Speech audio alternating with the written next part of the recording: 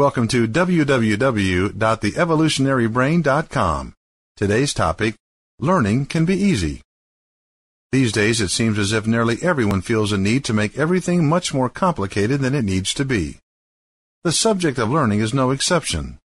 On one side of the issue is an ever-increasing list of problems and conditions which are associated with learning, resulting in people everywhere being told that they or their children cannot learn as effectively or as easily as others, because they have dyslexia, attention deficit disorder, or numerous other learning disabilities.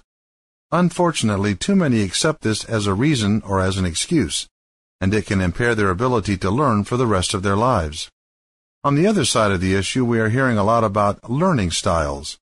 Even if there's a modicum of fact in some people finding it easier to learn if they're taught in a visual manner, and others by verbal interaction, and others by hands-on teaching methods, when too much emphasis is placed on these differences, this too can lead to problems in learning, because there is no guarantee that when a student needs to learn something new, he will have a teacher who educates in the manner which is best suited to him. Learning does not need to be complicated. Nearly every person, including those who have valid learning disabilities, possesses a brain that functions. The key in assisting the brain to function in a manner which is appropriate to the individual is tapping into its potential. In other words, each person's unique brain can be taught how to process the information as the person needs to learn.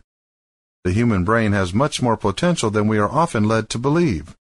When we do not understand exactly how powerful a tool it can be, we are not using it to its best or fullest advantage.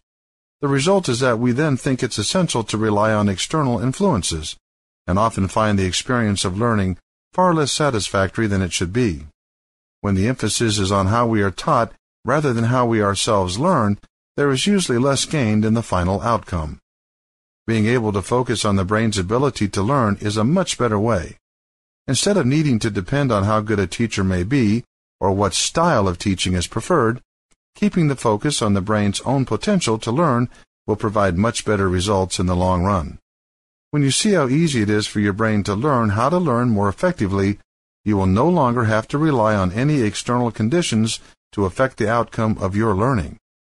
If you have had negative experiences with this in the past, it's likely you are more than ready to try a better way.